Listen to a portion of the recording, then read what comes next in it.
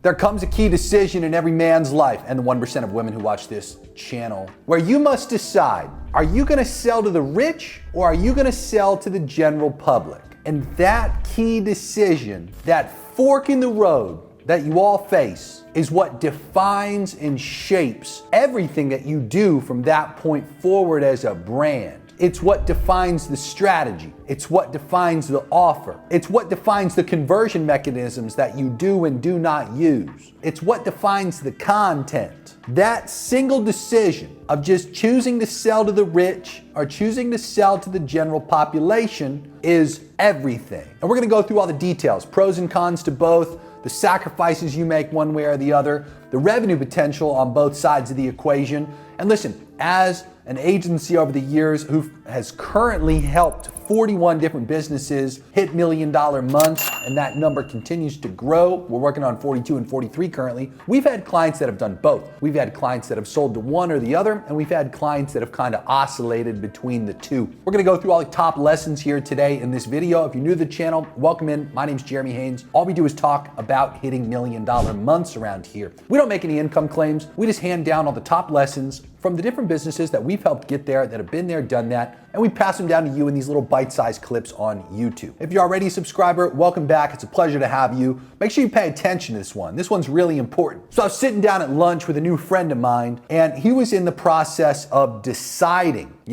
which niche do I want to cater to? What offer do I want to cater to? How am I going to crack $3 to $5 million months, Jeremy? That was the key question of this conversation. Now, this isn't somebody that's a complete novice to the game. They'd already done about $700,000 with some offers that they've created. They're already creating a buttload of content, and they have a rather strong presence. I believe he said the number about 23-ish million people his account is reaching per month currently in terms of his overall distribution. So by no means is this an entry-level player, as I assume most of you are in the same position. You're already playing the game. You just might need to make some key decisions and some changes that are going to make all the difference for you to actually make some real money for once. So it all started with this very simple thing that I'm gonna present you with here now. There's a fork in the road that every man, and like I said before, the 1% of women who watch this channel all face, okay? And it all starts off with a very simple decision. Are we gonna sell to the rich or are we gonna sell to the general public? They are very different in terms of the implications for what you must do after that key decision is made. Most people, they kind of mix up the order of when they decide what, and they end up lost and not really making like substantial progress. Like I said, just like this guy, got to $700K a month, but he's not making millions of dollars a month yet. There's some indecision that occurs, and you kind of feel like from the outside looking in, you could see the pull between one side of things and the other. So let's talk about this guy specifically. He had a $10,000 offer, and this offer specifically was, kind of sold to both. Like you could argue it could be sold to the general public, but it could also be sold to rich people. He had content that was mainly for the general public. Okay, when I say mainly for the general public, like think of general public content like lessons that are for beginners. Content that's framed at like an elementary level. You're using simpler words. You're not trying to talk in excessive tactics. If you do talk in tactics, they're appreciated by the general public. Rich people prefer big strategies. Big ideas comparatively. They're happy to hear the tactics, but they got to be a part of a big idea, a big strategy. This guy's content was not that. This guy's content recently has been a lot of just really drilling into just mindset lessons, like really base level mindset lessons at that. A lot of beginner framing stuff. And anyway, long story short, point is, with a $10,000 offer, content that's really for beginners, but the person themselves that we're talking about here, the actual personal brand in this case, this guy was a big dog. It sold a company for tens of millions of dollars straight cash wired into his account. And big respect to this guy, he managed to double it from what I've heard, just through some money moves he's made after getting that initial wire. Made a complete character reform and just, kind of became like what looks to be a very free man. This is really important you understand how many discrepancies this creates and how it's perceived to the people that it looks like on the front end he's trying to sell to. Kind of turns off both demographics at the same time with this random set of variables. A $10,000 offer is generally a little too much for the general public. If they do buy it, they're probably gonna have to go into debt to buy it. And as we know on this channel, if you've watched my video on compliance and some of the FTC best practices, if you put people into debt, you might as well lay out a welcome mat on your front door that just says, FTC, the door is unlocked, just come right in. If you do not have a literal 100% probability of putting people into the debt to buy whatever it is that they're buying from you and getting them out of the debt by helping them get the result that they're buying, you're gonna have a bad time, my friend. You're gonna have a real bad time. So anyway, I digress. Back to the point at hand. There was, again, a price point that's a little too out of reach for the general population, but yet all the guy's content is built for the general population. Yet at the same time, the guy is a big dog. And generally what the general populace thinks about big dogs helping them out get richer, they just think that you're a scam right away. There's nothing in their mind that can make it make sense for why somebody who sold a company for tens of millions of dollars would reach out a helping hand to pull them up to that next level. To them, it's just a bunch of red flags, skepticism peaks through the roof, and you don't really get a lot of traction as a result from this random set of convoluted variables combined together, okay? Now at the same time, how do the rich people perceive these variables? Well, $10,000 for a rich person is, nothing. They're happy to afford that. But the thing is, rich people equate price to quality and outcome potential that they're likely to receive on the other side of that price. So the $10,000 price point's too little to have a serious result on the other side of it. A rich person would look at that price for what this kind of guy's offer is and think to themselves, there's no way I'm actually gonna make any kind of serious money or have some kind of serious result. There's no way this guy's really gonna care at that current price. There's no way that this guy's gonna have the involvement that I'd like him to have in getting me the outcome. So right away to a rich person, the price alone is something that is below the level they'd otherwise like it to see, to be thinking to themselves, this guy's gonna take this serious and really gonna punch me up and help me get results. At the same time, all the content the guy makes is really built for the general public. Those super base level mindset lessons, they're not interpreted well at all by the rich people. The rich people see that, they get a couple seconds into the video, whoop, they just bop right past it. They don't care about it. They already know those lessons. They learned those, a year ago, decades ago. You know what I'm saying? A long time ago. They aren't consuming that stuff. So then the guy gets ignored by the rich population. And then the final thing, well, at the same time though, the rich people know that the guy's a big dog. That's what attracted them to this guy in the first place, was the guy sold a company for tens of millions of dollars liquid. So you end up in this very problematic position, if you can see where I'm going with this. The general public has nothing but skepticism and interprets everything you're doing as a red flag, whereas the rich people that you're potentially reaching are thinking to themselves, this really isn't for me. I don't know why it would be. All the content the guy makes is clearly for the general population. The offer doesn't seem like it's that serious in terms of the price, so I don't think I'm gonna get a serious result, but I respect the guy. Maybe he's just selling to the general public. But in reality, and this is what's most interesting about this, like just from the outside looking in, this is what I was seeing. And I sat down at lunch with this guy and I said, is this the case? Are you kind of at the fork in the road and you're not really committed to one or the other? And spot on per usual. Okay, the guy was at the fork in the road. So I laid it out for him. I started to make it clear what he has to do next. I started to make the sacrifices of one side or the other really clear to him. Okay, so when you commit to the general population, first things first, there's usually a lot of mindset work and framing that has to be done in order to increase the probability that you actually get results for that population. And this goes for anything, any kind of high ticket product or service. It's not just info products, it's like physical goods is an example that can have specific outcomes. Specific high ticket services, any kind of service or product in general, there's generally some kind of, especially at a $10,000 price or any kind of multi-$1,000 price when you're selling high ticket to them, some framing and some kind of mental stuff that has to happen. It's the foundation to them having a much higher probability of having success with it. Because at the end of the day, let's be honest, right? That's a lot of the reasons that these people are inside of the general population in the first place, is their mindset. They'd be richer if they knew better, but they don't know better, and that's why they're therefore in the general population, right? Something to consider. So when you sell something, you have to really start with that idea of, I'm gonna have to help these people a lot more than I would somebody who's already much farther along, like a rich person. Okay, second thing, price. So when it comes to price, you can sell things for tens of thousands of dollars to the general public, right? People in the general public buy cars all the time, they buy houses all the time, they buy jewelry, they buy plenty of things. But okay? And there's a big but to that. In almost all instances, they're financing those things. So very rarely are they coming out of pocket cash for those things. And if they are, it's gonna be one of the biggest purchases of their life if they buy something from you for thousands or let alone tens of thousands of dollars. Again, I'm not trying to make it sound like they don't have the means to do it. They have a high probability, give or take the demographic and the general population that you're targeting, to be able to purchase what you sell. But they're gonna be doing it with financing, okay? So you're gonna need a lot of funding options, which if you're aware of how funding options work as a business owner, you're right away aware that that's gonna eat into your overall profit and technically your gross that you're gonna make. Almost all funding companies will take anywhere from about 5% all the way up to 15% to get you the funding to that consumer that you're selling to. Now you can obviously offset that onto the consumer and just raise your price by that same percentage or a little bit greater than that technically. So you actually gross and then therefore net what you're attempting to in the first place. However, you're putting them in even more debt by doing so, by raising that price point. Again, something to consider. With the funding options at play, okay? I want to be super clear on this. When you sell some type of high ticket product or service and you do not have a damn near 100% success rate with getting whatever the outcome is that your high ticket product or service does, you're gonna have a bad time. You're gonna have a lot of refund requests, you're gonna have chargebacks, you're gonna have FTC complaints, and you are dramatically increasing your liability exposure when you choose to take that path, okay? It's just what comes with it. It's a part of the game. So as long as you're willing to refund, as long as you're willing to eat some chargebacks, and this is the main thing here. If those things occur and you actually do right by those people who have those requests, you likely are gonna mitigate a lot of the additional liability that comes beyond that. If you're not willing to play that game, but you're technically playing it, and you do not refund people when they ask, okay?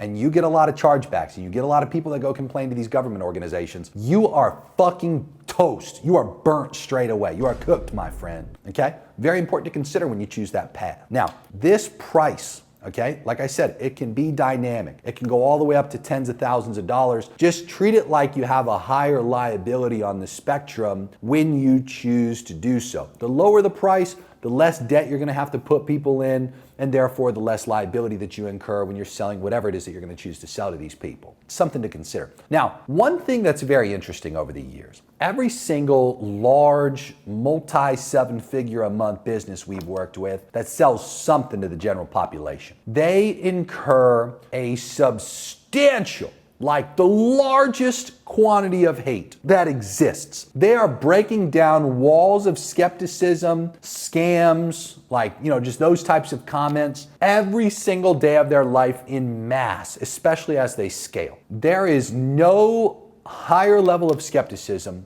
than from the general population, especially as the price increases. So as the price goes up, the skepticism and people thinking that you're a scam by default go up, the trust goes down. So you also have to consider that resistance, okay? It's far easier to sell to rich people comparatively to how hard it can be and how much resistance you're gonna face when you sell to the general population. Also something to consider. Because at the end of the day, we teach a lot of strategies on this channel, such as the Hammer Them strategy, all these most recent trust, modern due diligence best practices, sales assets, confirmation page best practices, email best practices. There's so much shit we talk about on this channel that by all means, for both demographics, can help increase trust, shorten sales cycles, and get you a lot more revenue. However, you're gonna face a lot more of that when you choose to sell to the general population. So simply put, trust is exceptionally lower and skepticism is exceptionally higher. Here's the other very interesting thing that I've noticed over the years from working with people who choose to sell to the general public. And this is something that you might not consider.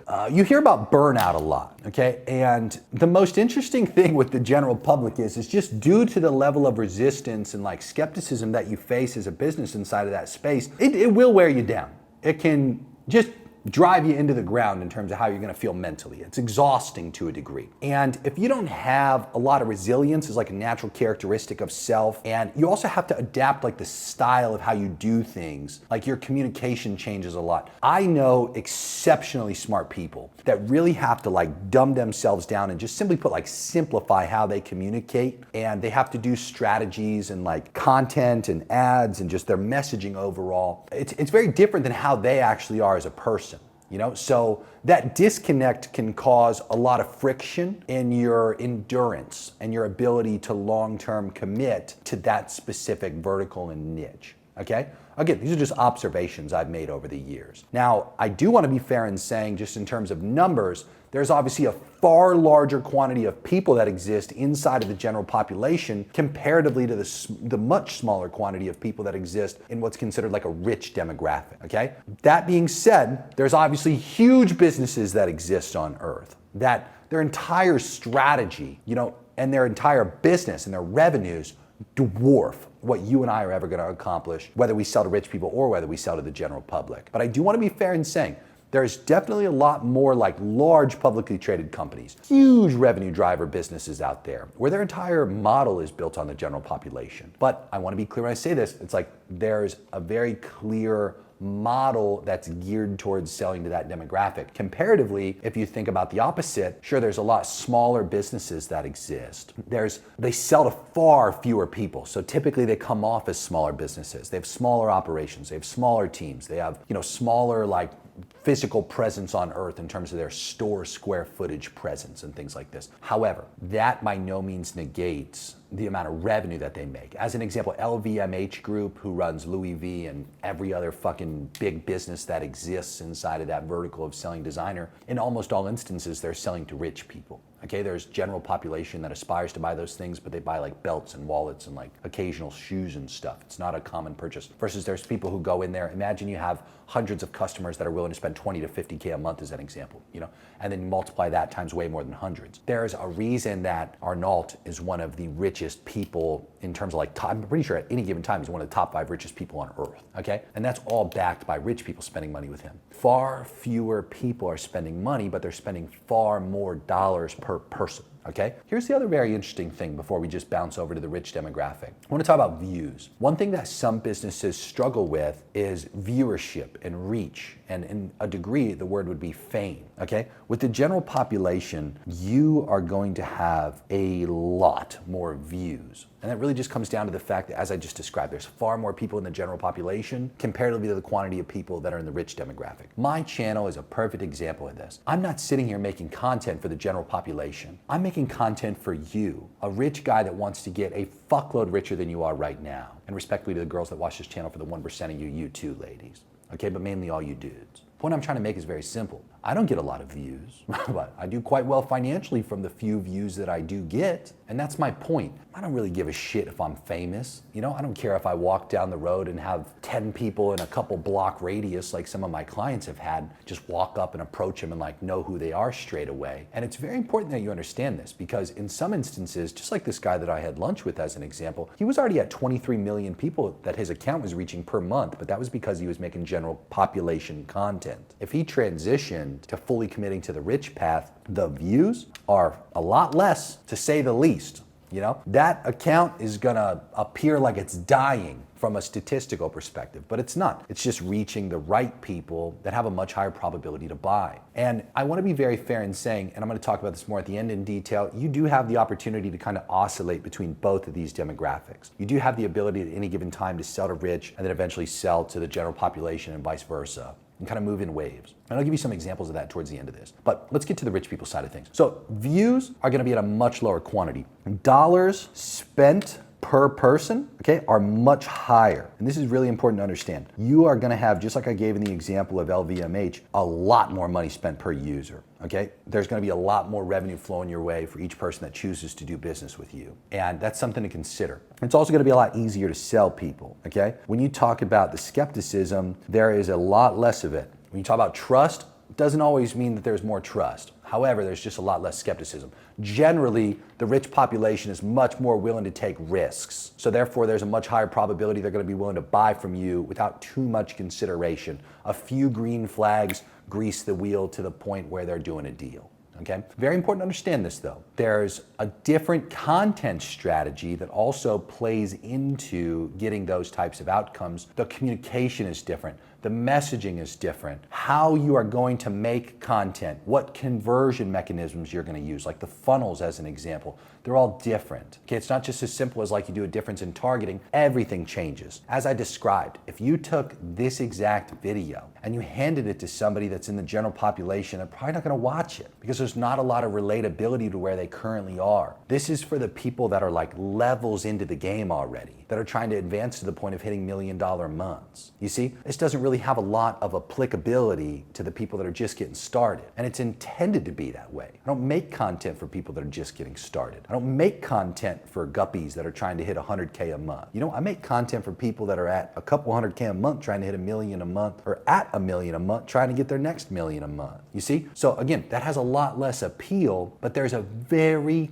key and strong intentional effort that you have to deploy to appeal to the rich demographic in the first place, and vice versa for the general population. Just totally different games. That's the point I'm attempting to make. I'm trying to make it clear with all these individual points. Totally different games that you are playing when you do one or the other. See what I'm saying? Generally, give or take the price, okay, you have a much higher probability to sell for a higher price point, and you should. There's a lot of value perception related to price, okay? Right away, when a rich person looks at the cost of something, they think, why is it worth that? And they attempt to find the justifications to sell themselves why it's worth that. Where when the general population sees the price of something and they see it as high, they think, why in the world is that priced like that? It doesn't make any sense. And they're almost trying to sell against its value. Whereas rich people look at the price of something that's high and they sell why it is that value. You see what I'm saying? So if something is priced too cheap, it's like, oh, that's not gonna be a good deal. I used the example at this lunch of, one of my cars as an example. I talked about the Rolls Royce. I, in my past, have bought an absolute fucking beater rat of a Rolls Royce, okay? I had bought like a 2012 or 2013, and this was in like 2020,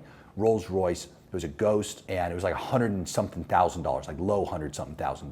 And it shows up, and like, honestly, at first it was pretty cool. It was a Series 1 Ghost. I go out and I drive it. I take it over to the design district. I'm feeling good. And on the drive home, the car starts to rattle and shake as I brake, okay? And every time I would try to accelerate, it would like feel like it was slipping. I got a drive shaft error notification. And so naturally I get home, load it up onto a tow truck, and I send it off to Rolls-Royce to quote me on a maintenance. How much is it gonna cost me, Rolls? Anybody wanna take a guess? How much do you think it cost? So they hit me back and they said, Mr. Haynes, it's gonna cost $85,000 for the maintenance that you need on this car.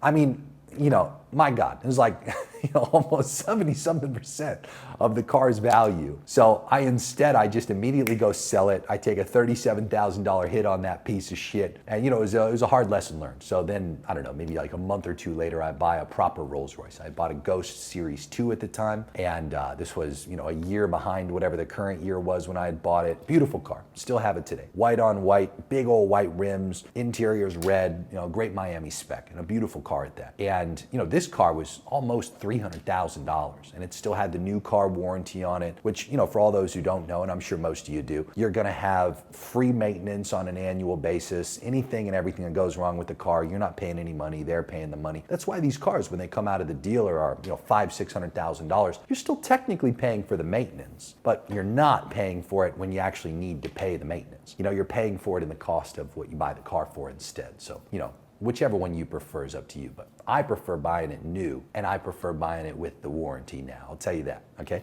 So anyway, I get to the point where, I start judging all the cars that I'd later buy, and I'd bought in several cars just this year as an example. Another one, I bought a McLaren 750S Spider, and this is a $406,000 car that I'd purchased. Now, right away when I see the price, okay, I by default am assuming this is gonna have a new car warranty, all the maintenance and all the service is gonna be covered. In addition to all those great things, the car is obviously gonna be fucking awesome for $400,000. And guess what? It was, and it is, okay? It's fucking insane, that vehicle. I love it so much. And it exceeded the price point, okay? So when I look at the price, I'm not thinking to myself, wow, that's expensive. I'm thinking, well, yeah, it's some serious money, but I bet it's gonna exceed every expectation that I could possibly have for it. And I had some pretty high expectations and it blew through them, okay? My point being, it's an amazing car and the price of it is what made me initially think it's gotta be amazing. Same thing with the difference between my piece of shit Rolls-Royce Ghost and my amazing, extremely high quality, feel like the fucking man Rolls-Royce Ghost, okay? The price immediately should signal that's gotta be a piece of shit, right? If I ever see a Rolls-Royce that's like a $600,000 car going for $200,000 or $100,000, I'm gonna think to myself, that's gotta be a rat. That's gotta be a piece of shit. There's no way that it's gonna be good, even though it's a Rolls-Royce. Versus if I see a Rolls-Royce that's $300,000+, okay? And it's within a couple recent years of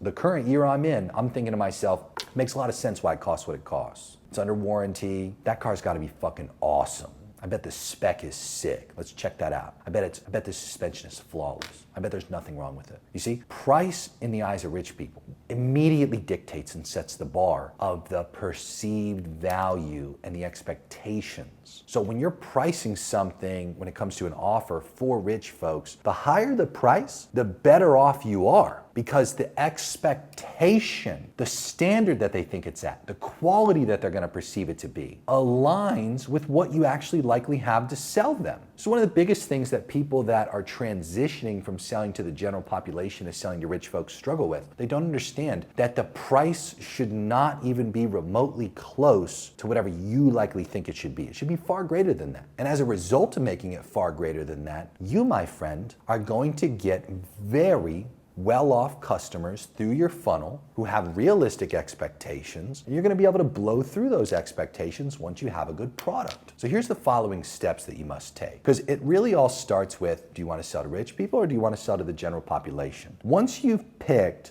that part of the path, okay, you've officially identified the initial fork in the road, which is general population versus rich folks. From there, you want to decide price. Okay, so the next step is very simple, and it's the same for both sides. What should the price of the offer be? How much are you going to charge? What's the bar you want to set for the perceived expectation, the perceptual quality? It's the standard you're going to set, because you set it right away with price. After you've determined the price, that's when you determine what you are going to sell, okay? And this is where a lot of people get it wrong. And this is why I'm making this video. A lot of people start with the what you're going to sell. I think that's backwards. I don't think that makes much sense. If you start with the what you're going to sell, you're gonna have a bad time. It all starts with the demographic, and then you go to the price, and then you decide what you're gonna sell, okay? There's a very important differentiator here that I also wanna pepper in, give or take what you're selling. So a lot of the people from what I've seen that watch my channel, you guys love to sell some type of like high ticket service. Something that could be info, could be something you're gonna do for people after they buy.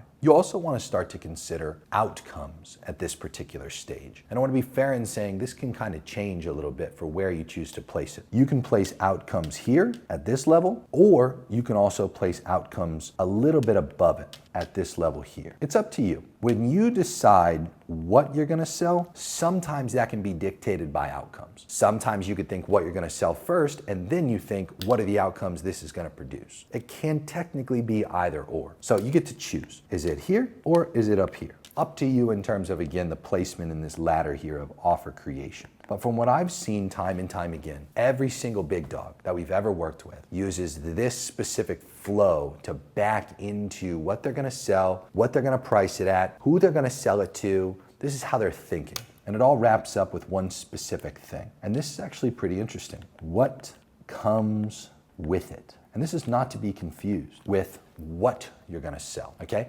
What you're gonna sell could be like, is it a product? Is it a service? Is it an event? Is it an info thing? Is it a done for you thing? That's what I mean by what you're gonna sell. Think with like done on your own, done with you, or done for you for the what you're gonna sell. For the what comes with it, these are the specific things, the stuff that you're actually gonna include in the thing, in the offer itself, okay? So again, it all starts, general population or rich people. You then move into price, okay? Right away, you wanna be thinking with price. And remember, price sets the standard. From there, you can think with outcomes, or you can start thinking with done on your own, done with you, or done for you, okay? From there, as I mentioned, if you didn't already think with outcomes, now you're going to be thinking with what am I actually going to help people produce? What are the results? What are those outcomes I'm going to be able to get for people? And you close it all out with the what comes with it. Okay, now before we continue on to how you can kind of oscillate between these two of selling to rich people versus the general public, I just want to make it really clear. I cover stuff just like this in extreme detail in my Inner Circle offer, which is built for rich people just like you, trying to get a hell of a lot richer than you are right now. It's a done with you offer that we have, okay? It includes one-on-one coaching where twice a month we jump on a 30-minute call together. You can book them, you don't need to book them, up to you. We do weekly group calls. They're all recorded. We have a giant library full of all the ones that we've already done. Extremely helpful on topics just like this, super in depth, obviously all intended to help you make far more than what you're gonna invest with us to be a part of it in the first place. We have a group chat. The group chat's extremely active. We talk in there every single day, multiple times a day, and we actually all try to help each other. It's a place that you've never been a part of, unlike all the other turd communities that you've likely been with. This community actually has real value to it. It's awesome. We've gotten consistently great feedback from all the members from it,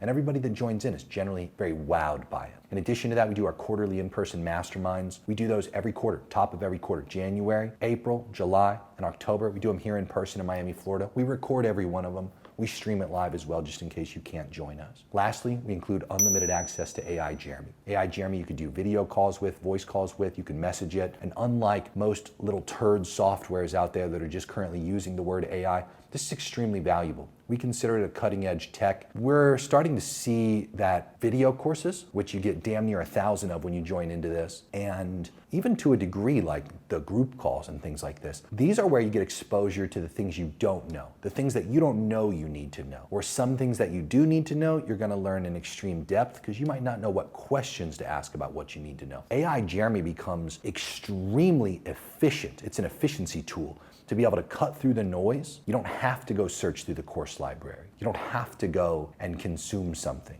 You can just immediately talk to AI Jeremy about it, and it will be trained on every single piece of possible material that we could have uploaded into that thing for you to converse back and forth with it. So for the things that you do know you need to know, it's the greatest tool that we've provided to our student base and our Inner Circle members to be able to have real-time access to my brain to think through together, to be able to help you execute tasks, to be able to help you put into practice what you're learning and have it hold your hand too. It's very effective and it's very efficient, and it's been very well received by the group, both in the Master Internet Marketing community where we do our standalone course, our done on your own offer. And then for those of you that have everything already in place, you're already scaling, you don't need new things built out, we don't need to put you through an offer where you have to get those things in place. We have an agency application below, although I will say there are very, very few of you who we will be willing to take on as an agency client. And that's not a marketing tactic, it's me being honest and genuine with you. We have a very small stable of clients that we're willing to take on. And I just attempt to be transparent with you in that regard.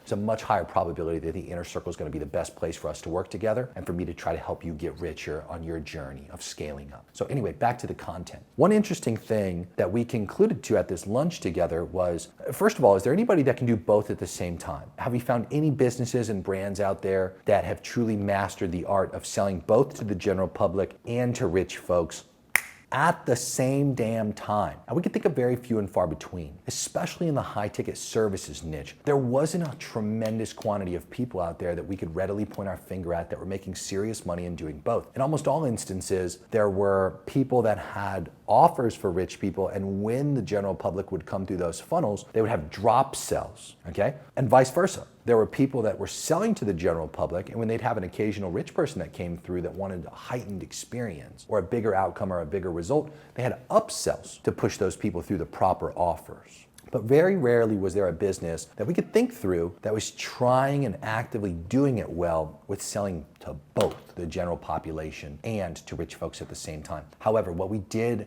conclude to, which is very important to understand, there's people who are able to successfully oscillate between the two, meaning they can go back and forth, okay? And this is really important to understand because you ultimately might be in the position where you do this. You might start with the general public and then work your way over to rich, and then work your way back over to the general public and then work your way back over to rich, and vice versa. And the span of time that goes by in between you selling to one or the other. That is a self-determined amount of time. But from what we've seen out there in the market, it can generally be up to about a year to 2 years where you're between one and the other. And usually there's a little bit of build-up time and some momentum creation that's necessary. You have to adapt all your assets, your content, your funnels, all the messaging across everything to be geared towards the other demographic. And usually there's like a detachment period where you're moving away from one and going into the other. There's again, a lot more examples of this. Let me give you a perfect one. Somebody that you likely all know. Talk about Mr. Tai Lopez. I think Tai does this extremely well. So Tai's had instances where I'd consider him selling more to the general population, helping people get rich, selling info offers at scale to literally hundreds of thousands of people. Think of Tai's original offer as a good example of this, like 67 steps, or his SMMA offer as another example. This is a great general public offer. You're not getting a lot of people that are already extremely rich that are going through that.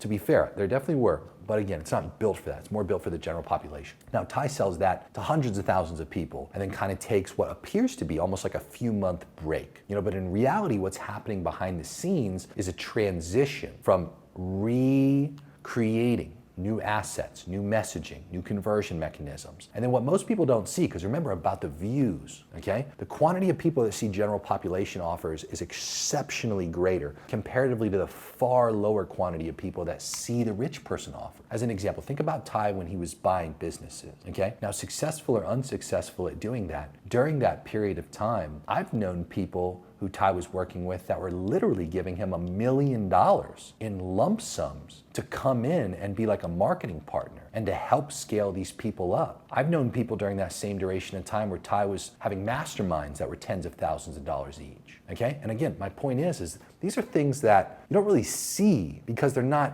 even remotely close to the scale of the general population offers. And rightfully so, because there's far fewer people that are financially qualified for the rich person offers, and there's a far smaller demographic. They're also sold differently. They're marketed differently. So my point being, you didn't see Tai move back. He'll go from selling to rich people, just as described, to, as an example, right now he's teaching people how to start AI digital marketing agencies. And there's a few other offers that he's had throughout the years that are other good examples of this. But my point being, it's a perfect example of oscillation from moving between one demographic and the other. And there's plenty of other examples just like this, but I give you one by name in this case, a surprise for this channel, of a guy who's done it extremely well for a very long duration of time and still consistently does it well today. This topic that we've covered today is extremely important to not only grasp, but to master, because staying at the fork in the road causes a tremendous amount of issues for you. It becomes very problematic because, just as I described, the guy who I sat down at lunch with, to the front-facing public, it's confusing. They can't really tell if the offer is for one demographic or the other, so you don't get nearly as many buyers. Versus when you completely lean into one or the other, you build everything around one or the other, you make a lot more money as a result. And after all, that's what we're all here to do, huh? Okay, hope this video was valuable to you. Make sure you subscribe to the channel if you're not already. Go check out some of my other videos. I'm sure you missed a few, and as you know, they're all bangers, so go ahead and dive in and catch up. And check out those links down in the description. There's plenty of great offers down there for you. Shame on you if you're not checking those out, but you're getting a lot of value from this channel. Imagine how much richer I could help you get if you actually spent some money with me.